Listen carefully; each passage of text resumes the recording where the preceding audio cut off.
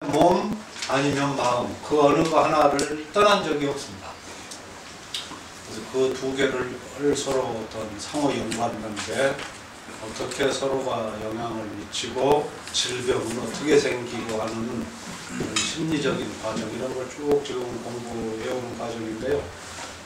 그동안 우리가 지금 12강 계획했다가 8강이 벌써 끝나고 오늘이 9강째인가? 벌써 그렇게 되죠? 이제 종반부로 쓰는데, 그래서 그런 거를 전체적으로 한번 이렇게 복습하는 취지로 구강이 된 내중가에. 그렇죠? 네. 그래서 9강이니까 제가 질문을 하나 해볼게요. 조물주께서 우리 사람을 만들 때 몸과 마음을 같은 재질로 만드셨을까요? 다른 재질로 만드셨을까요? 느낌이 어떠세요? 그동안 강의를 토대로 몸과 마음이 같은 재질 같아요? 다른 재질 같아요? 저도 한동안 그렇게 생각했는데 또 이렇게 깊숙이 생각해보면 또 다른 거예요. 그러니까 몸이라는 거는 가만 두면은 굳어지는 재질이거든요. 몸이라는 건. 그냥 노화라는 거는 뭡니까? 몸이 경화돼요. 경직화돼요. 근데 마음이라는 거는 가만히 두면은 이게 굳어지는 게 아니라 거꾸로 흩어지는 재질이거든요. 마음은 그래서 이 치매라는 현상은 뭐예요? 의식이 흩어지는 거죠. 정신 분열 이런 거는 의식이 자기 중심에서 이탈해가지고 자꾸 흩어지는 거예요. 그러니까 죽음이라는 현상은 몸은 굳어지는 것이고 마음은 허공 중에 흩어지는 거죠. 그러니까 이 죽음이라는 이 현상을 놓고 그 반대편에 있는 이 어린아이, 영아의 상태, 이거를 노자가 자꾸 이야기를 하잖아요. 우리 책에서 보면. 그러니까 어린아이의 상태는 몸은 아주 유연하죠. 몸은 유연하고 마음은 완전히 통합되어 있어요. 이 아이는. 마음은 하나인 채로 완전히 단단하게 통합이 되어가지고 웬만한 일에 흩어질 줄을 모르는 거죠. 어린아이의 너무 순수해서. 그래서 1초 뒤에 막 울다가 다시 1초 후에 해 하고 웃을 수가 있는 거예요. 마음이 흩어지지 않아요. 우리 나이 든 사람의 마음은 한 번 슬프면 계속 이걸 파고 들어가지고 옛날 5년 전, 10년 전 것까지 끌어당겨가지고 더 슬퍼하지 않아도 되는데 자기가 막 코를 파고 들어가잖아요. 나이가 들면. 그 우울증 속에 이제 달라붙어가지고 되돌아오지 못하는, 마음이 완전히 흩어지는 거. 그래서 그런 점에서 보면은 몸과 마음은 어떤 조물주께서 반대 재질로 만드신 것도 같아요. 우리 공부는 이거를 한번 역으로 생각해 보는 겁니다. 이걸 뒤집어 가지고 애시당초에 조물주께서 우리를 땅으로 내실 때 그 태초의 순수한 영아의 상태, 몸은 한없이 부드럽고 마음은 절대 쪼개지지 않는, 분열을 모르는 통합된 마음, 그 상태로 이제 가려는 공부를 우리가 해왔던 거죠. 그러면은 여기서 이렇게 몸이 굳어지는 이유는 뭐였죠? 우리 그동안 공부하는 게 기혈순환이 안 돼서 그렇다고 하죠. 기혈순환이. 그래서 기가 거기에 사기가 맺히면 그게 어혈이 되는 거죠. 우리 심기혈병 공부했던 거 기억나시죠? 마음에 사악한 생각이 들면 기가 사기가 엉키는 거고, 사기가 어혈을 일으키고, 결국 어혈이 정리되지 않고 몸 안에 누적되면 그게 뭐 뇌졸중 터지는 거고, 동물병 오는 거고, 병 오는 거죠. 그게 어떤 몸의 병리학의 관점이고, 그 다음에 마음이 흩어지는 이유는 뭐겠어요? 이거는 이 어떤 지각작용의 묘한 이 어떤 영적인 기전이 외물에 자꾸 끄달리니까, 외물에 끄달리다 보니까 자기 중심을 상실하는 거죠. 그래서 거기서 집착이 일어나고 변의 망상이 일어나는데, 결론은 그러면은 몸은 계속 우리가 풀어줘야 되는 거예요. 몸은 이완, 몸의 핵심은 그러니까 우리가 이완하는 공부를 하는 것이고, 마음은 수렴시키는 거죠. 마음은 통합시키고 수렴시키는. 그러니까 이 릴렉스의 문제하고 정신을 컨센트레이션 시키는 이 전혀 조화되지 않을 것 같은 두 개의 이 이완과 집중이라는 이거를 내 몸 안에서 하나로 구현시켜요. 그러니까 몸이 이완되지 않고는요, 마음이 절대 집중이 안 됩니다. 그러니까 이 명상에 깊이 들어가기 위해서는 항상 큰 도인들이 이완의 기술들을 다 개발해요. 몸을 풀어가지고 안 되면은 심지어는 몸을 댄싱을 해서까지 몸을 완전히 이완을 시켜서, 그래서 옛 사람들 그 문화를 보면은요, 인도의 라마 크리슈나라는 그 19세기 벵골의 선자라는 분이 있었는데, 그분이 가부좌를 틀고 사마디에 들어가면 삼매라고 그러잖아요. 그러면은 개미와 거미가 몸에 이렇게 진을 쳐가지고, 그러니까 완전히 몸을 이완해가지고 에너지를 철수시켜버리니까 이 감각, 밖에서 일어나는 감각을 모를 정도로 정신이 집중돼요. 우리나라 그 진묵대사라는 분이 이조 시대 때 별로 알려지지 않은 분이긴 한데, 진묵대사가 저 월명암 전라북도 그쪽에 좀 계셨어요. 그래서 제자들이 아침에 이제 산 아래로 내려가면서 스님 다녀올게요 그렇게 하고 인사드리면은 스님이 이렇게 창문 밖에서 이렇게 고개를 내밀고 다녀와라 그렇게 인사했는데, 갔다 오다 보면 그대로 있더라는 거야. 스님이 이렇게 거미줄 쳐가지고. 그러니까 이런 게 완전히 이완과 이 집중이 온 몸에 구현된 그런 문제죠. 그래서 누가 툭 쳐야 그 사마디를 깨고 나올 정도. 일반인은 그런 정도까지는 필요한 건 아니고, 그래서 이 몸을 풀어주는 이완의 기술, 이게 이제 다 그 고대 우리 동양인들이 했던 양생술 중에 도인술이라는 거. 도인술을요, 한문을 오해할 수가 있는데 이렇게 씁니다. 도인술이 이끌 도자 씁니다. 이끌 도, 도인, 이끌고 또 이끄는 거야. 뭐를? 이 우주에 있는 기운을. 우리가 호흡이 얕아가지고 우주하고 제대로 교류를 못하니까 이거를, 이 기운을 이끌어서 몸하고 교류를 시키고. 그러니까 이게 인도의 요가라는 그 어원하고 뜻이 거의 같은 거예요. 끌어다니는 사실은 그런 의미입니다. 도인술이라는 게. 그리고 마음은 이제 결국 그걸 돌이켜보면은 이 흩어진 마음을 어떻게 하나를 만드느냐 하는 그런 이야기로 돌아가는 거죠. 그래서 이게 우리가 전번 시간에 공부했던 노자가 그 했던 이야기 기억나시나 모르겠어요. 정신이 육체를, 내 육체라고 하는 이 탈 것을 타고, 정신이 육체를 타고 절대적인 도 하나를 꼭 껴안아 능히 떨어지지 않을 수 있겠는가. 그 구절 기억나세요? 제 영백포인, 몸 영백을 타고 절대적인 도 하나를 껴안는 겁니다. 그렇게 해서 능히 분리되지 않을 수 있겠는가, 떨어지지 않을 수 있겠는가 하는 거. 그때 노자가 말했던 게 포일이에요. 포일. 우리 지금 포일도 여러 차례 지금 이야기를 하고 있는데, 이 포일, 이게 불교에 가면은 이게 일심이 되는 거예요. 일심이 되는 거고, AD 1세기경에 플라톤 철학을 집대성했던 플로티누스, 신플라톤 학파의 창시자라고 불리는 서양 신비주의의 시조예요. 플로티누스. 플로티누스가 원네스를 이야기해요. 원네스, 일자. 번역을 이렇게 하죠. 일자.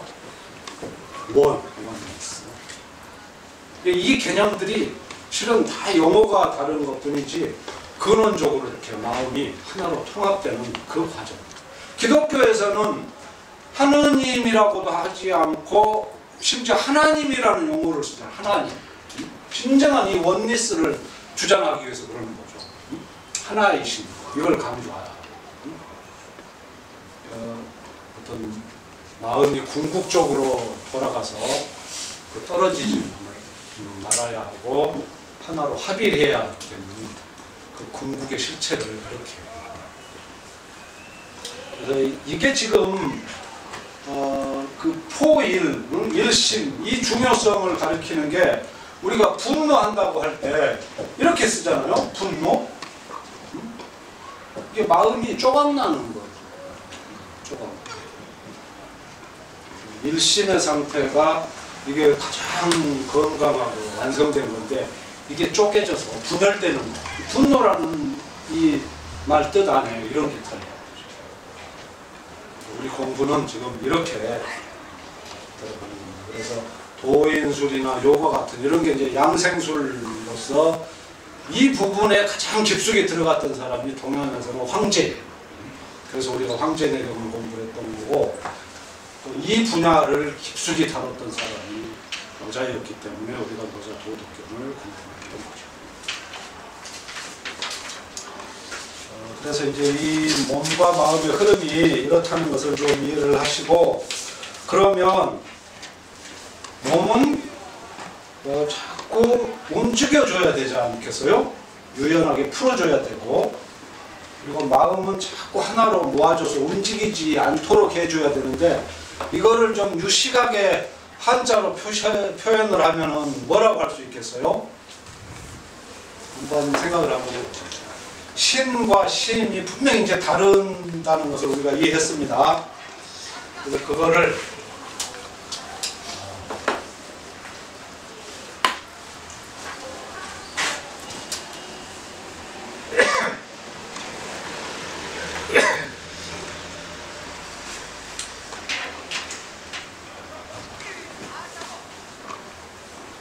그래서 결국은 우리가 가야 할 방향은 몸은 늘 움직여줘야 돼요. 신다동이죠. 신다동. 그 다음에 심은 그럼 뭐겠어요? 이건 이제 맞추셔야지. 심은 뭐겠어요? 그렇죠. 심은 부동이지. 심은 부동입니다. 이게 그러니까 결국은 몸과 마음 공부에서 우리가 결론적으로 이게 소식다동의 그 다동입니다. 우리 한방에서 늘 하는 적게 먹고 자주 움직이라는 소식다동 바로 그거의 다동이죠. 그 이 부동은 우리 그 공부할 때 한두 번 나왔는데 불경에 보면은요 그 의상대사 법성계라는 짧은 책자가 있는데 거기 보면은 이거를 이렇게 표현해요.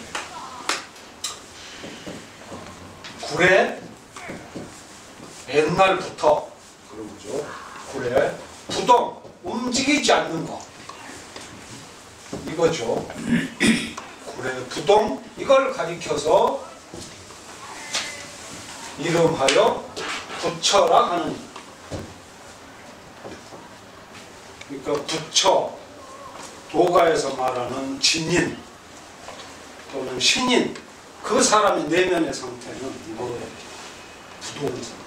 이게 거울과 같은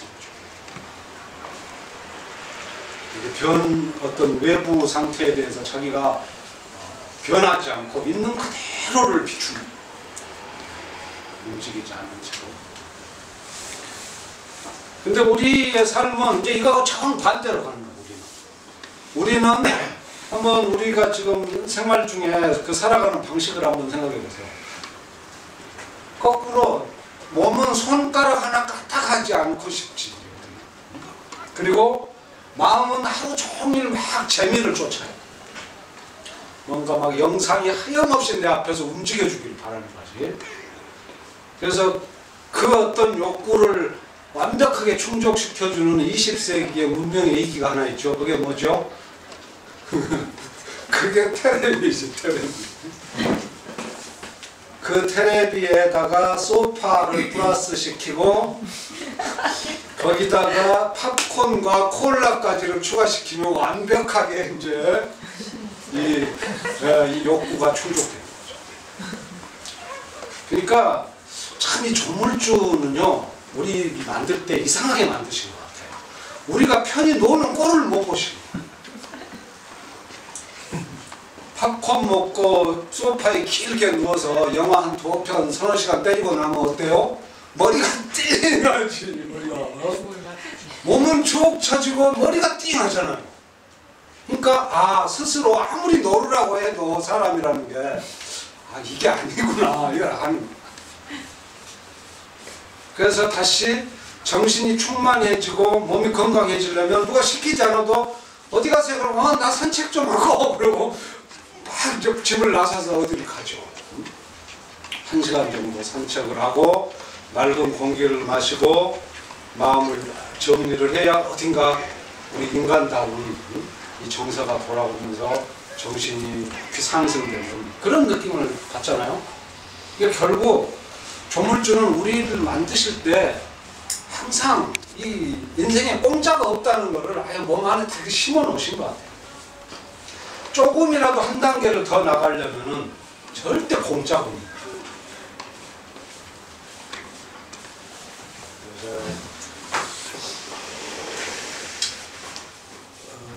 하루 종일 우리 주변에 이제 크고 작은 일들을 많이 겪는데 그때 우리 그 마음이 이제 이게 다 우리 마음을 흩어지게 만들잖아요.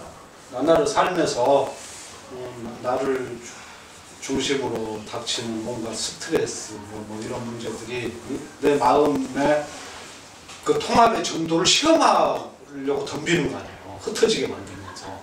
근데 이제 여기서 차이가 나는 거예요. 누구는 마음이 쉽게 흩어져요.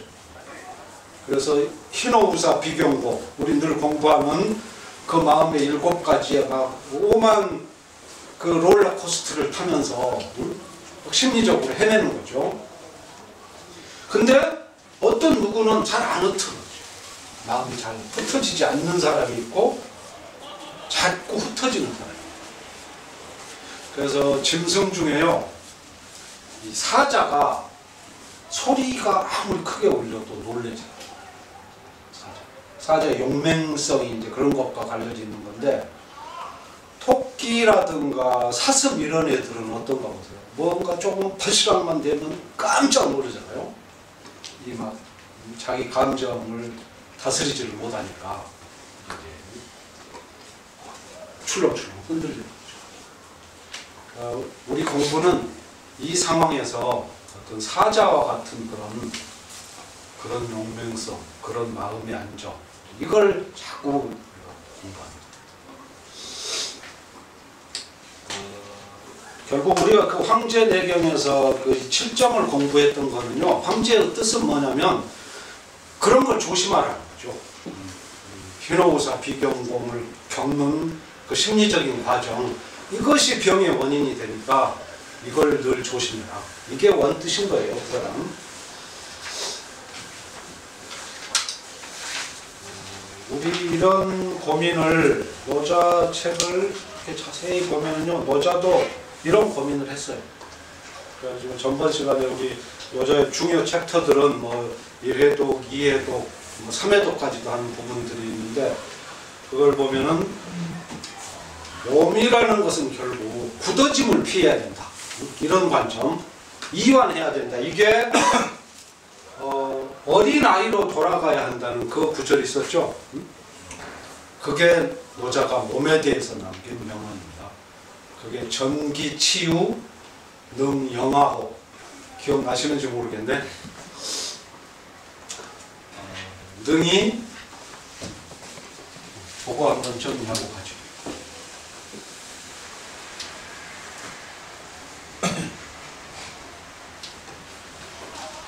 복습하니까 마음 편안하시죠? 쓸 것도 없으시고.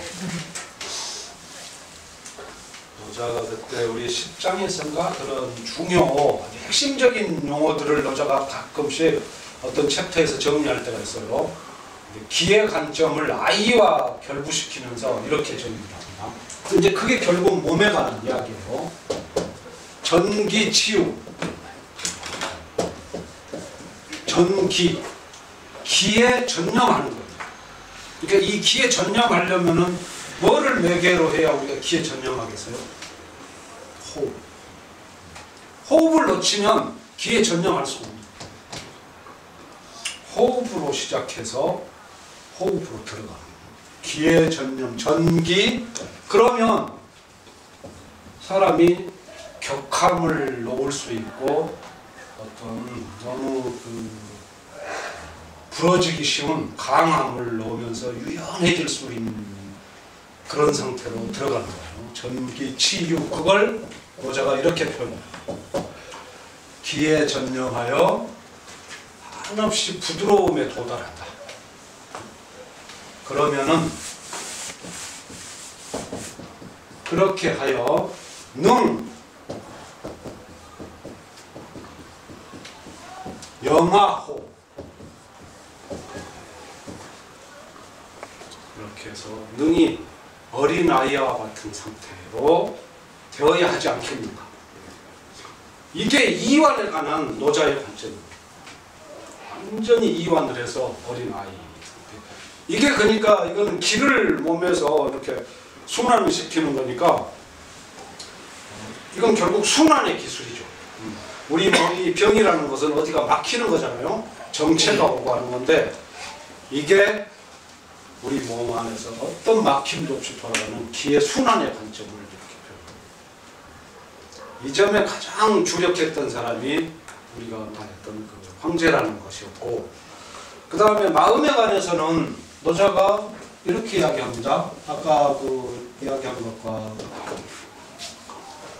기억을 해서 제영백포일, 이게 탄다는 뜻이에요. 제영백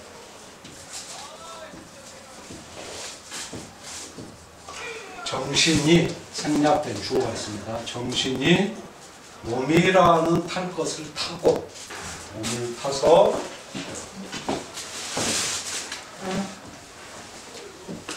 절대적인 도 하나를 껴안는, 절대적인 도 하나를 껴안아서 능무리호,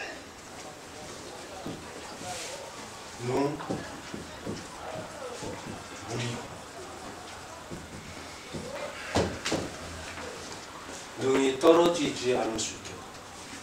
그러니까 어떤 이 우주의 어떤 우주의식, 어떤 절대의식, 관념적으로 우선은 모르니까 상정할 수밖에 없겠죠. 그렇게 해서 계속 집중도를 높여서 이 우주 자체와의 합의로 가요. 그렇게 해서 이 합의의 상태에서 결코 떨어지지 않을 수 있겠는가, 그거를 계속 지킬 수 있겠는가, 이걸 묻는 거죠. 이게 이제 노자가 보는 마음의 근국의 상태. 아까 말한 플로티누스의 일자라는 그 관념, 이게 포일이라는 혈막한 이 말 안에 그런 게 있습니다. 그러니까 이거는 순환의 기술이었는데 기는 돌리는 거니까 이거는 결국 수렴의 기술입니다. 이거는 나가서 어디 가서 달라붙고 집착하는 거, 그게 근원으로부터 떨어진 상태입니다. 노자가 하필 이 떨어질 이자를 쓴 거에 주목을 하십니다. 가장 근원적인 상태의 어린아이처럼 일체가 돼서 이렇게 되어 있으면은 어디에 가서 집착을 할 일이 없는 거죠. 여기 이 근원과의 분리가 일어나면 그 분리가 일어났을 때 우리가 어디에 가서 달라붙는 집착이 일어나요. 여기서 이 수렴의 기술을 몸으로 말하면 순환하는 것과 같은 차원의 이 마음은 나갔던 마음을 불러들이는, 다시 내 안으로 불러들인 이 수렴의 기술, 이걸 익힌 거예요. 그러니까 마음은 두 가지가 있는데, 하나는 탁 나갔다가 이게 탁 치고 돌아오는 마음이 있어요. 이게 살아있는 마음이지. 이게 살아있는 마음인데, 통상의 우리 마음은 탁 나갔다가 못 돌아옵니다. 어딘가에 집착을 일으켜 달라붙어버립니다. 이거는 죽어있는 겁니다. 그래서 이거를 쓰러진 마음이다, 죽어있는 마음이다 그래가지고 장자가 이걸 근사지심이라고, 죽음에 가까운 그 마음, 계속 지속적으로 마음이 중심에서 이탈해가지고 분열돼서 쪼개진 형태로 어디 외부 사물에 끄달려가지고 거기에 붙어버립니다. 집착하고, 그런 상태를 이제 스스로 자각을 하면서 한 발 모르고 의식을 다시 중심으로 수렴하는 거죠. 수렴의 기술. 이게 우리 공부했던 뭐였죠? 옛날 맨 마지막 시간에 저 황제내경 제12강 때 했던 게 그게 뭐였죠? 그게 회광관조지. 그러니까 너무 용어에 집착하실 필요는 없어요. 하실 필요는 없고, 그때그때 어떤 중요점, 강조점이 다르다 보면 용어들은 다 변할 수 있지 않겠어요? 나라마다, 민족마다 또 용어를 다 달리 갖고 있기 때문에 이것이 회광반조이고, 이것이 우리가 말하는 일자로 돌아가는 거고, 이게 불교에서 요즘 각광받고 있는 밑바사나라는 명상법이고, 이게 예수님이 말했던 메타노이아다. 우리는 이 이야기들을 그때 한번 정리를 했었죠. 이 공부들이 서로 이렇게 다 딸려있다. 그래서 핵심은 뭐 어려운 말이 중요한 게 아니고, 핵심은 이 날뛰는 생각을 어떻게 중지시키느냐, 나가 있는 이 내 마음을 어떻게 빨리 자각하고 다시 수렴시키는 거, 마음을 중지시키는 기술, 이게 부동심이 아까 말한 심부동. 그러니까 이 부동의 상태는요, 완벽하게 얼음처럼 죽어있는 부동을 말하는 게 아니에요. 마치 검도의 팔단이 중간 자세를 딱 이렇게 취하고 있잖아요. 그럼 이 사람은 이게 부동입니다. 그래서 적이 들어오면은 그 짧은 찰나의 순간에 탁 치고 돌아오는 거예요. 적의 공격이 오면은 하수와 고수의 차이는, 우리 하수들은 치려면 여기까지 들었다가 치기도 전에 상대한테 목을 베지죠. 우린 죽는데, 검도의 고수들은 항상 이 사람은 중단 자세만을 취하고 있는 것 같이 보여요. 근데 어느 틈에 치고 들어오는 거지. 이걸 부동이라고 해요, 불교에서 말하는 거. 그러니까 이 사람은 늘 일심 상태, 그 통합이 깨지지 않는 어떤 우주와의 합일과도 같은 그 상태에 늘 머물러 있는 거예요. 그래서 이렇게 길을 가다가 자동차가 오고 누구를 만나고 하면 순간 한 초씩을 뽑고 다시 돌아오는 자기 자신으로.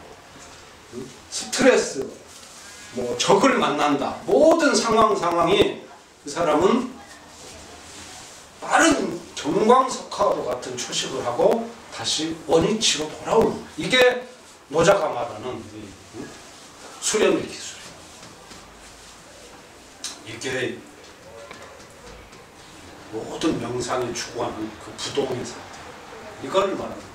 그러니까 실은 안에 엄청난 이 빛을 간직하고 있어서 슬쩍 때리기만 해도 번개불이 번쩍 이는 것과 같은 그런 상태를 부동이라고 표현하는 거예요. 근데 우리 범인들은 그렇게 못 되고 진흙처럼 돼가지고 이제 붙어가지고 못 돌아오는 거지. 이제 그게 우울증이고, 그게 이제 분노고, 그게 질병이고 그렇죠. 그래서 오늘 공부는 어떻게 날뛰는 이 생각을 멈추게 할 것이냐, 이 멈추는 이 힘, 이거의 핵심은 뭔가, 이 공부를 조금 서양 철학하고의 연관을 가져가면서 조금 해보려고 해요. 그전에도 전기치유 능영화호 하면서 이 어린아이 아자를 제가 한번 설명한 적이 있는데, 어린아이는요 뚜껑이 열릴 일이 없어. 얘는 이미 여기가 열려 있어. 이미 열려 있는 거야. 이 아자의 원래 뜻이 그겁니다. 한문이 답골문을 보면은 이 어린 아자를 설명할 때 이게 사람 얼굴이에요. 그 이게 몸이 서 있는 몸체인데 여기를 이렇게 벌려놨잖아요.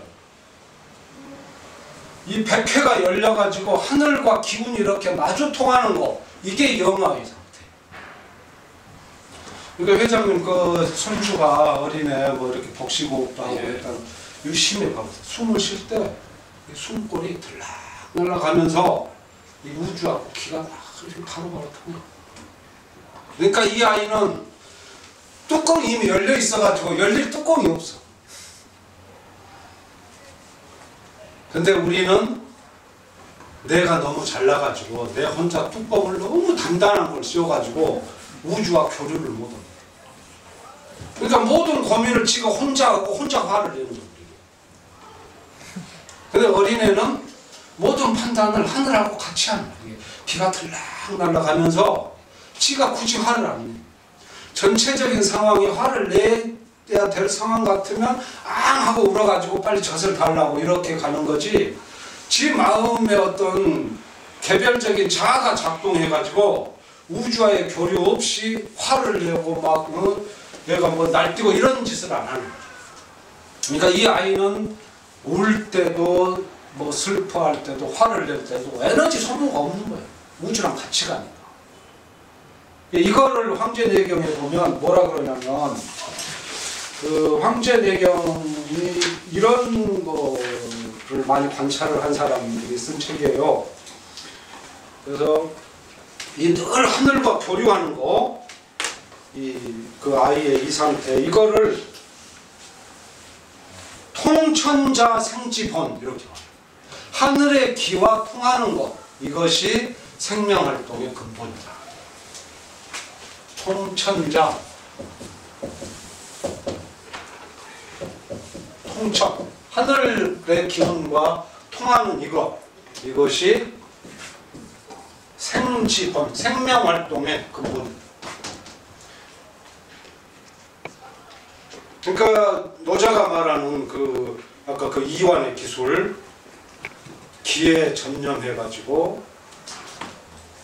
한없는 부드러움에 이르러서 영화와 같은 그런 상태에 이르러야 하지 않겠느냐. 그때 그 노자의 말은 분명히 이 백회가 딱 날아가는 이 통천자의 이 상황을 염두에 두고 쓴 글이라고. 그러니까 이 아이는 절대 마음이 어디 나가서 집착할 이유가 하나도 없죠. 언제나 우주와 같이 움직이고 호흡하고. 우리 공부가 이렇게 가야 된다. 괜히 관념적으로 뭐 이상한 뭐 인문학 뭐 용어 몇 개 외우고 이런 게 중요한 게 아니고,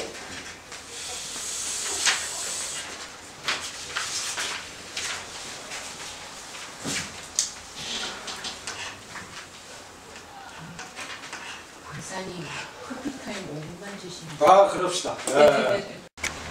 전번에서 우리 그 시간에도 조금 논의를 했지만 한번 생각에 관한 이야기들을 정리해 볼 필요가 좀 있어요. 정말 생각에 대해서는 대표적으로 두 가지 관점이 있었습니다. 그리고 이거는 그 인류의 전 역사도 관련이 있는 거예요. 그리고 현재도 역시 진행형이고, 생각에 대해서는 첫째는 데카르트적인 입장이 있습니다. 생각한다, 고로 존재한다. 이게 서구 이제 어떤 이성의 시대를 촉발시키면서 탄생한 서구 철학의, 근대 철학의 초일성 같은 거였는데, 그러나 이거보다 더 오래된 우리 동양의 관점은 이렇게 생각이 계속 진행되다 보면은 인간이 결국 그 생각에 매몰돼 가지고 부딪히게 되는 문제점이 있다는 것을 알았던 사람들이 있어요. 이제 그런 사람들 중에 하나가 황제인데, 황제는 그렇게 말 안 해요. 생각이 많으면 그러면은 고로 몸이 아프다 이렇게 합니다. 이게 황제가 말했던 7정 중에 우리 지금 다 공부했던 거를 다시 보는 겁니다. 황제가 이렇게 말하잖아요. 사즉기 결. 생각이 많으면 네 안에 기가 맺힐 것이다. 그러니까 데카르트가 말했던 그거는 문명의 초기 단계에서는 굉장히 촉발하는 힘이 있어서 철학적으로 분명히 의미가 있었죠. 좋은 건데, 그러나 이게 이제 어떤 긍정적인 단계를 다 하고 점점 사람이 부정적인 단계에 들어가면 스스로 자기의 생각에 매몰돼서 못 나오는 단계까지 가버린다. 사람이 너무 이제 여기에 브레이크가 없는 단계에 진입하는 이제 이런 게 우리 현대 문명의 문제잖아요. 그래서 데카르트적인 생각과 황제적인 생각은 이 생각을 놓고 우리가 정말 깊이 한번 따져봐야 해요. 생각이 과도하게 많아서 내 스스로 생각을 어느 순간에 정지시키기도 하고 밀고 나가기도 할 이 주체로서의 힘을 상실하면 그때는요, 내가 생각하는 거예요. 내가 생각에 휩쓸려가는 거죠. 그리고 그거는 엄밀히 말하면 생각이 아니라 이미 생각의 쓰레기입니다. 그러니까 명상은 뭐냐면 이 생각의 쓰레기를 청소하는 거예요. 이걸 싹 깨끗이 청소해가지고 정말로 순수한 사색이라고 부를 만한 그 순수한 생각의 영역을 개발하려는 그 노력이죠. 그러니까 이 코기토 에르고 숨의 이런 피상적인 생각에 빠져가지고 생각이 너무 많아지면 존재가 왜곡되고, 그래가지고 첫째, 이게 정신적으로는 사물의 참모습을 못 봅니다. 자꾸 자아중심적으로 생각합니다. 편견과 왜곡 속에서 사물의 참모습을 못 보는 문제가 생기고, 그리고 육체적으로는 이제 사즉기 결, 기가 자꾸 맺혀가지고 몸에 배웁니다. 그러니까 이런 관점에서 우리 고대인들은 생각을 자꾸 줄이고 심령을 맑게 하자, 이런 공부 방법을 쭉 취해왔던 거죠. 지금 이 생각에 관해서는요, 정말 한번 냉정히 깊숙이 생각해 보세요. 뭐 요즘 인문학 하는 사람들이 뭐 생각을 더 잘하자, 생각을 깊이 있게 하자, 뭐 많은 생각에 관한 이야기들을 하는데, 사람은요 실은 24시간 우리가 깨어나서 잠들 때까지 1시간도 생각을 안 하는 때는 한시도 없어요. 자기 생각을 안 하면은 최소한 TV니 신문이니 하는 나무 생각이라도 흘러갑니다. 인간은 24시간 이 생각 속에 사는 거예요. 정말로 우리가 생각을 안 한다 그런 사람은 생각을 벗어난 사람인데, 그거는 부처나 진인이나 참사람 같은 그런 높은 경지의 사람이 아니고는 그 상태는 우리가 거의 체험할 수가 없어요. 우리는 24시간 생각 속에 있습니다. 우리 존재가. 정말 한번 생각해 보세요. 생각을 우리가 안 하고 완전 이 존재가 순수한 차원에서 아무 잡념 없이 이 사물들과 이 우주와 투명한 거울처럼, 아까 부동이라는 게 거울을 말하는 거예요. 거울. 그렇게 투명하게 존재할 수 있는 것 전혀 아니죠. 그러니까 생각을 많이 한다, 생각을 이런저런 어떤 인문학적인 생각을 효율적으로 많이 한다, 이 말에는 상당한 어폐가 있는 거예요. 오히려 그 생각의 쓰레기와도 같은 것들을 다 잠재우고 생각과 나 사이에 공간을 만들어요. 여백. 생각과 나 사이에 여백이 점점 생기면 생길수록 내가 더 안정돼요. 마음이 안정되고 차분해지면서, 오히려 반대로 이때 어떤 아이디어, 어떤 착상, 통찰, 진짜 생각이라고 할 만한 그런 것들이 더 막 잘 일어나요. 하루 종일 막 무슨 생각에 많아가지고 머리 어수선한 사람이 무슨 좋은 생각이 하나도 떠오르겠어요. 생각에 쓰레기에 치여가지고 막 그냥 머리만 아픈 거지. 이제. 머리 뚜껑 열려 김 나는 거지. 그러니까 이 생각에 관한 부분은요, 인류 역사에서 상당히 대립된 양상을 가지고 이게 수백 년 진행이 되어 왔는데, 이 생각을 너무 많이 해서 폐해에 도달한 사람을 동상으로 제작한 가장 대표적인 동상이 뭐냐? 그게 여기서 많이 봤죠. 그렇죠. 그게 로댕의 생각. 로댕의 생각하는 사람이 어떻게 앉아있나 한번 봐보세요. 상체를 이렇게 수그리고 눈은 퀭해가지고 자기 내면을 응시하니까. 그러니까 이 사람의 이 자세는 기본적으로 장출식이 되겠어요? 안 되겠어요? 호흡 자체가 일단 얕아지는. 그리고 자기의 문제로 매몰되거든요. 그러니까 이제 착각들을 많이 해서 로댕에 생각하는 사람 막 아무데나 동상을 세워놓는데, 원래 로댕이 생각하는 사람을 조각해가지고 어디에 세우는 거냐면요, 자기 전체 연작이 있습니다. 큰 자기 조각상, 파리의 시민이라는 큰 조각상이 있는데 그 전체 일부분이거든요. 이걸 어디에 앉혀놨냐면 지옥문 앞에 앉혀놓은 지옥문. 로댕에 생각하는 사람이 앉아있는 장소는 지옥문이에요. 절대 천당이 아닙니다. 천당에 가 있는 사람이 자기 문제 그렇게 막 골몰해가지고 자기 자아에 함몰돼가지고 있겠어요? 아니지. 지옥문 앞에 있는 그 모습이에요.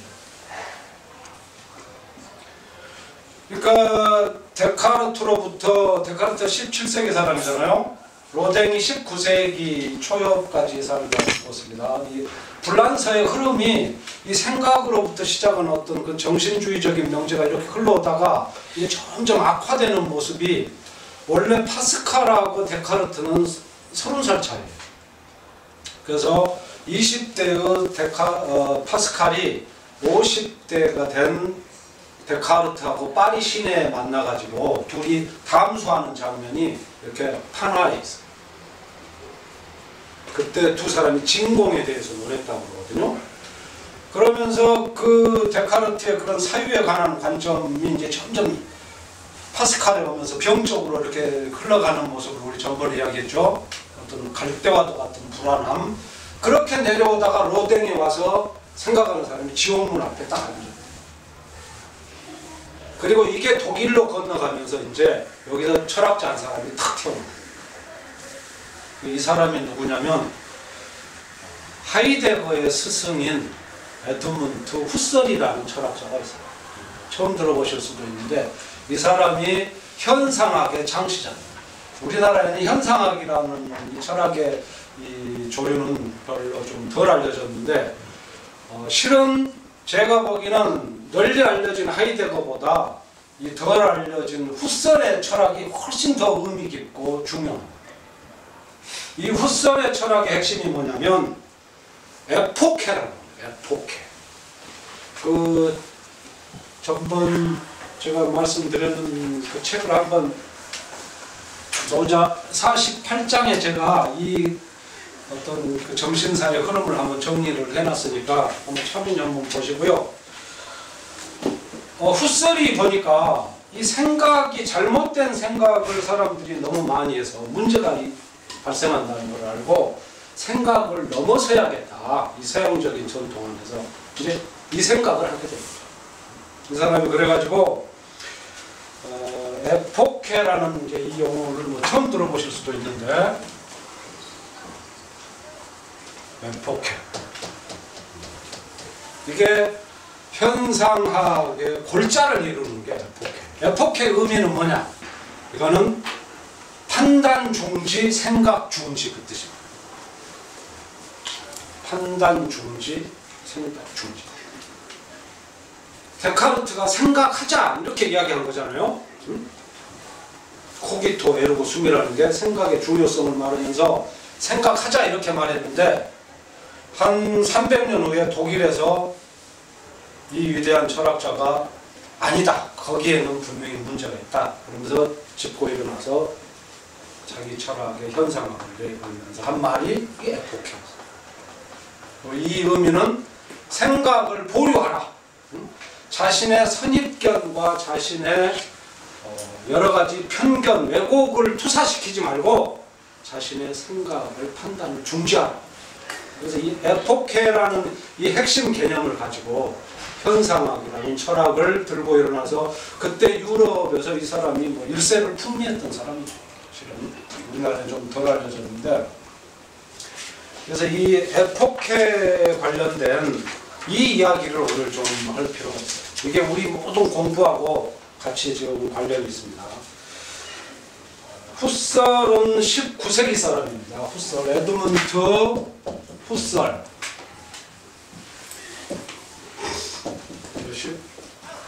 19세기 인물인데 이 사람이 말하는 현상학에서 현상이라는 것은 뭐냐면 사물의 참모습입니다.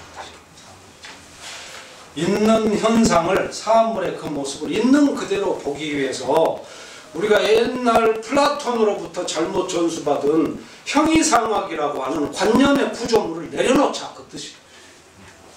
자기의 선입견, 자기의 관념, 어떤 자기의 투사와 왜곡으로 사람이 어떤 관념의 집을 짓잖아요. 철학이라는 게 프리즘을 형성해 가지고 이걸 투과시켜서 왜곡시켜서 보는 경향이 있다. 사물을 제대로 보지 않고. 그래서 그런 어떤 정례수 한 2000년 가까이 흘러내려온 플라톤으로부터 데카르트까지 이어온 이 전통의 반기를 든 거죠. 그래서 이 사람의 이 에포케의 철학을 일종의 본질 직관의 철학이라고도 해요. 사물을 있는 그대로 보려는 노력을 하자는 거죠. 그동안의 서양 철학이 너무 관념의 구조물화 돼가지고 오히려 왜곡시킨다는 세계의 사물을. 그래서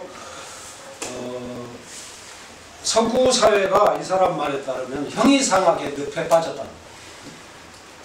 그래서 사물의 참모습을 못 보니 우리가 사물의 참모습을 보려면 에포케를 해야 한다. 에포케를 하자. 이런 뜻입니다. 판단 중지. 이 에포케라는 이 용어가 이제 이게 문제인 거예요. 이 용어가. 이 에포케라는 말이 그러면 후설의 독창이냐 아니면 어디서 온 거냐? 이게 어디서 온 겁니다. 어디서 왔냐면 무려 2000년 전에 고대 그리스에서, 고대 그리스의 회의주의 학파의 창시자가 피론이라는 사람이 있습니다. 피론.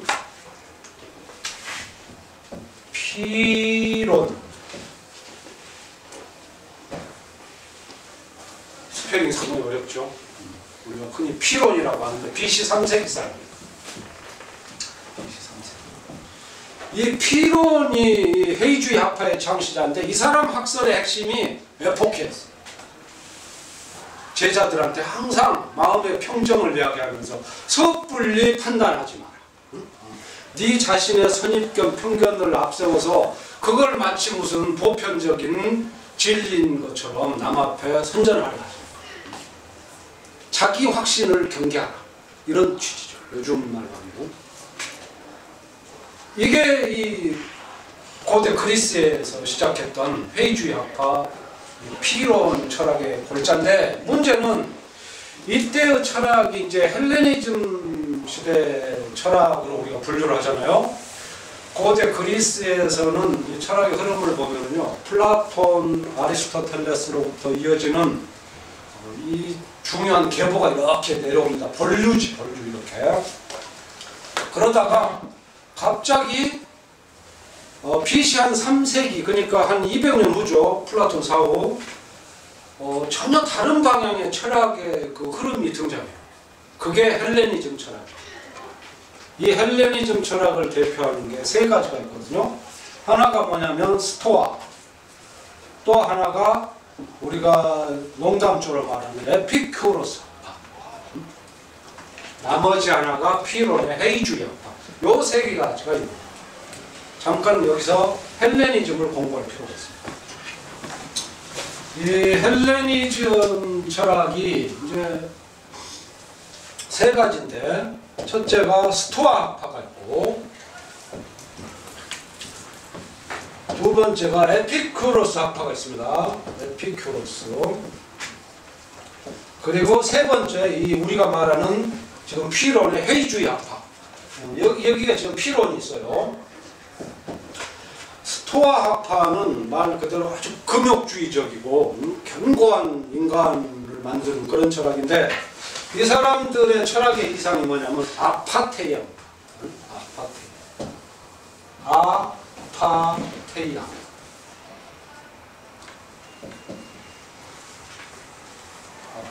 복순 선생님 이거 한번 해석해 보시면 해석 한번 해보시죠. 아파테ia. 아빠가 상세한 그런 것 같습니다. 파테틱. 퍼세틱한 게 이게 감정적인 거잖아요. 영어에 지금 남아있어요. 퍼세틱한 거. 자율신경이 심퍼세틱이었었잖아요. 기억나시죠? 퍼세틱이 이게 정력 그런 뜻인데, 아라는 거는 낫이라는 뜻이에요. 그러니까 아파테이아는 뭐냐면 무정령을 말해요. 무정령. 세계의 어떤 내 외부의 상이 아무리 나를 공격하고 흔들려고 해도 사자처럼 부동심으로 지키는, 가만히 안 움직이는, 이게 평정심이라고 번역합니다.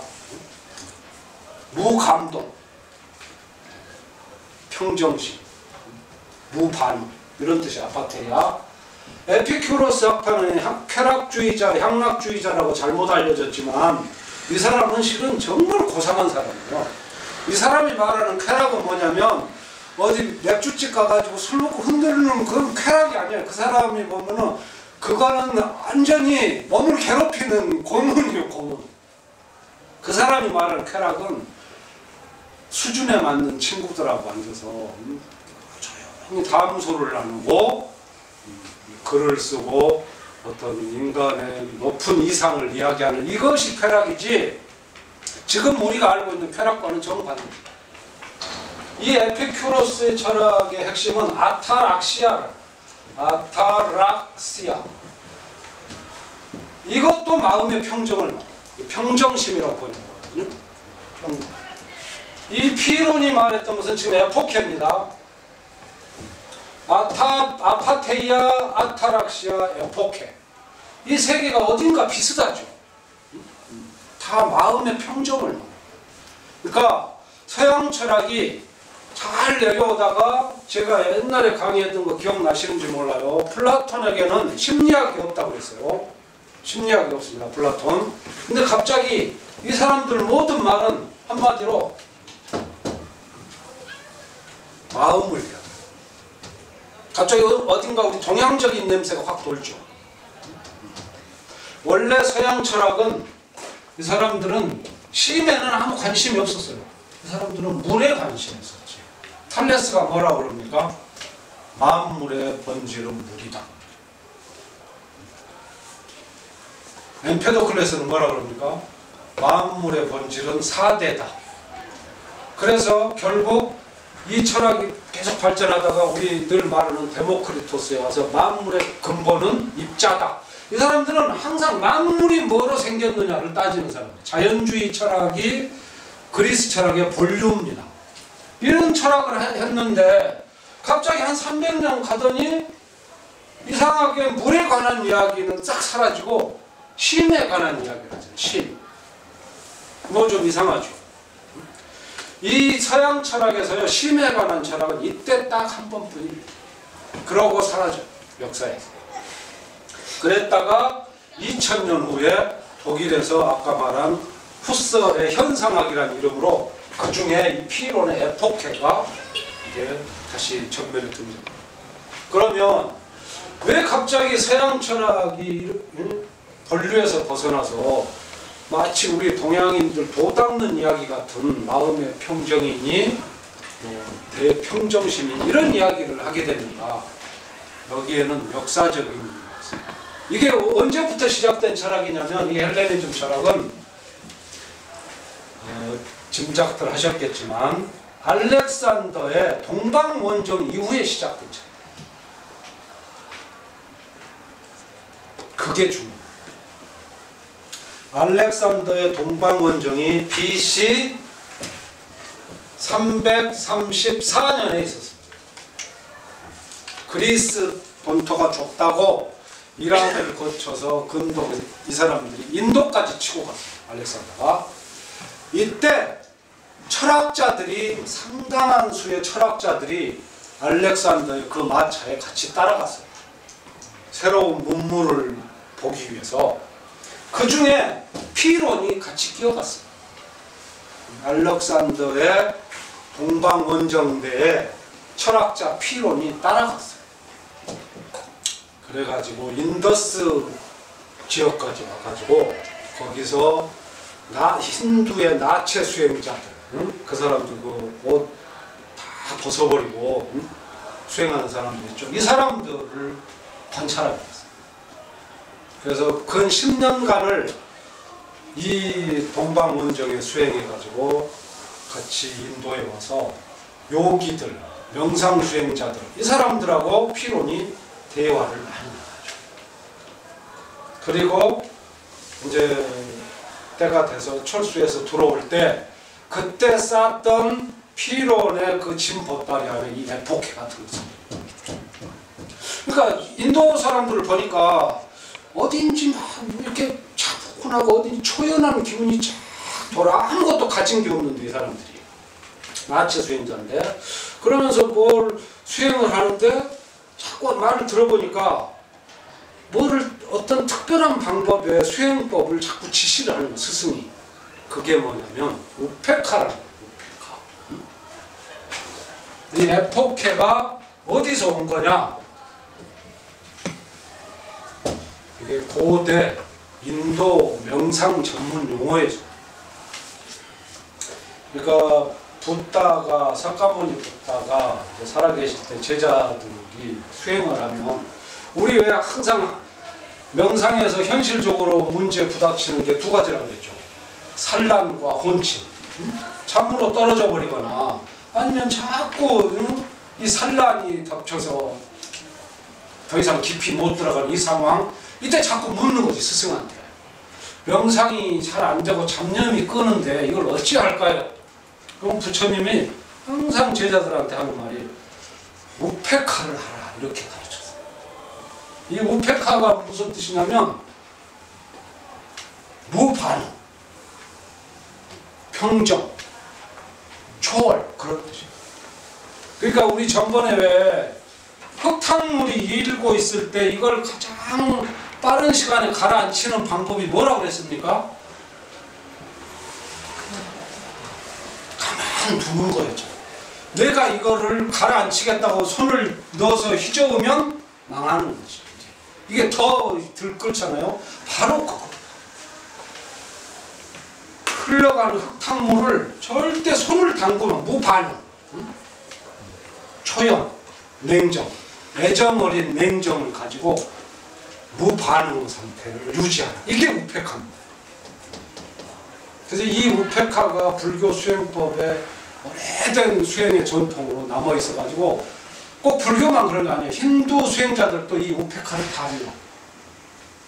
그래 가지고 피론이 거기서 전혀 낯선 서양 철학에서 보지 못하던 이런 어떤 정신의 깊이로 들어가는 이걸 배워가지고 짐 보따리 안에 이 에포케 한 자락을 넣어가지고 완벽하게 숙지는 못하겠지만 그렇게 돌아와서 그리스 본토에 와서 자기 학원을 열고 제자들을 받아들여서 가르치기 시작한 게 이 우페카가 고대 인도의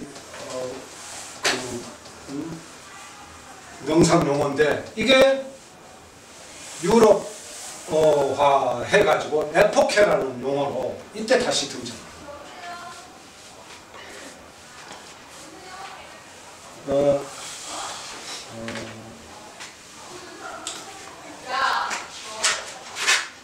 BC 한 3세기쯤에 그리스 지역에서 시작했던 인간의 내면을 향했던 그 철학의 한 유파였던 회의주의, 그리고 이 회의주의의 핵심을 이루었던 이 에포케 이거를 2000년 후에 푸설이 되살립니다.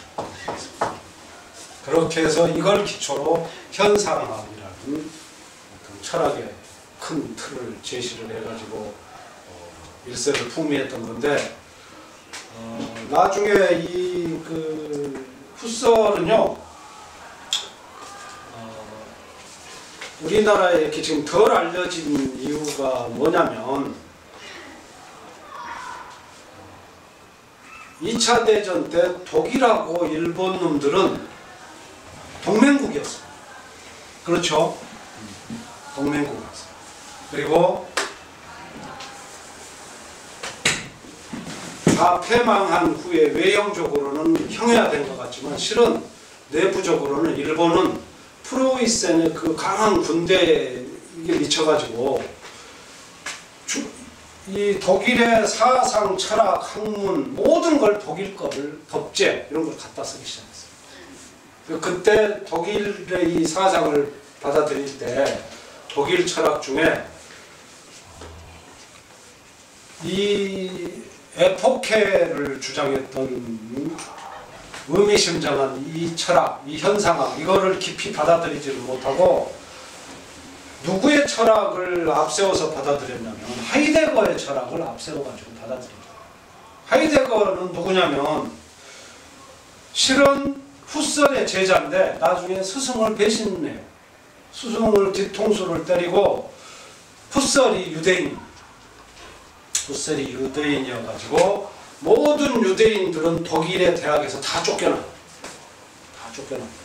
그때 하이데거는 그 총장직 그거를 하느라고 자기 스승이 축출되는 거를 뒤에 숨어가지고 손 하나 까딱 안 하고 뒤에서 묵인하는 형태대로 그렇게 나치의 정신적인 나팔수가 돼버립니다. 하이데거. 근데 나중에 나치는 다 망하고 나서도요, 정치하고 사회상의 그 엮여서 돌아가는 건 참 그 어떤 불행한 측면이 있는 것 같은데, 아무리 우리가 그 일제 식민지하에서 친일파 놈들을 싹 없애도 나중에 가서 대학 총장들은 다 친일파잖아요. 그러니까 이미 어떤 기득권화된 세력은 이걸 쉽게 죽일 수가 없는 것 같아요. 우리나라만 그런 게 아니고. 그러니까 그때 당시 독일에서도 푸설과 같은 그런 심오하고 깊이 있는 철학을 했던 사람들, 유대인들은 다 축출돼서 이제 대학에서 지워버립니다. 이 사람들의 흔적을. 그리고 나치의 나팔수 역할을 했던 하이데거가 총장이 돼가지고 이 사람들의 철학이 이제 독일 완전히 철학계를 장악을 합니다. 그러니까 이게 그대로 일본으로 가고 일본의 우리 한국 지배가 지속되면서 우리는 후설은 잊어버리고 하이데거만을 공부를 하는 거예요. 그래서 지금 어디 그 철학한다는 사람들 말 들어보면은 지금도 별 그 실존주의 철학이거든요. 하이데거 철학이. 그게 나약한 인간의 심성에 공감하는 바는 물론 조금 있겠죠. 뭐 다 나쁜 철학은 아니겠지만 그거보다 훨씬 심오한 후설의 철학은 우리 온데간데 없고, 그리고 하이데거 철학을 가지고 우리가 대학 강단 이렇게 흘러오는 어떤 역사의 이면 같은 거 이런 것도 우리가 알아야 돼요. 인문학을 한다고 해서 그저 뭐 어떤 좋은 정신적인 자양이 될 거 나한테 이런 것만 해서도 안 되고 사회의 이면에 흐르고 있는 어떤 잘못된 흐름 이런 것도 우리가 알아야 될 것 같아요. 그래서 제가 이 피론의 에포케를 굳이 이야기하는 거는 이 에포케 이게 판단 중지고 생각 중지잖아요. 한문으로 쓰면 이게 그칠 지자 하나입니다. 이 그칠 지자 하나를 가지고 후설이 이제 현상학을 연 건데, 이 에포케가 생각 중지입니다. 생각 중지. 지. 이건 뭐냐? 지금 기억나실지 모르겠는데 붓다의 명상수행 6단계를 우리가 간혹 공부를 했습니다. 그래서 1, 2단계가 뭐였죠? 숫자를 외우면서 따라가는 호흡법. 두 번째가 숫자를 내려놓고 그냥 호흡에 상응하는. 1번이 수입니다. 수를 세는 거예요. 수. 1부터 100까지를 센다. 두 번째가 수를 세지 않고 호흡을 그냥 따라가는 거예요. 상응하는 거지. 이거는 기초 작업이라고 봅니다.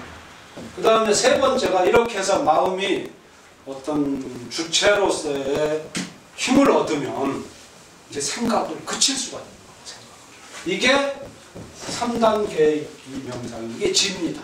이게 이름이 뭐였죠? 이게 사마타였어요. 그러면 에포케는 뭐냐? 에포케는 사마타의 한 부분을 말하는 이 명상의 원래 이 본질에서. 사마타라는 건 전체적인 그 경지를 말하는 거예요. 마음이 이렇게 부동심에 와 있는 그 상태를 사마타라고 하는 거고, 사마타에 이르지 못하고 자꾸 산란지심을 일으킬 때 그 마음을 여기 중지시키는 이 힘을 갖도록 해주는 직접적인 어떤 그 명상의 기법. 이게 에포케, 우페카. 붓다가 말했습니다. 우페카. 이거를 피론이 그리스에 와서 펼쳤었고, 다시 2000년 후에 이 예리한 후설이 이 중요성을 알아가지고 데카르트 철학의 어떤 문제점 같은 걸 서양 전체의 정의상학 철학의 문제점을 넘어서기 위해서 이걸 저 세월 밑바닥에서 끌어올렸던 거죠.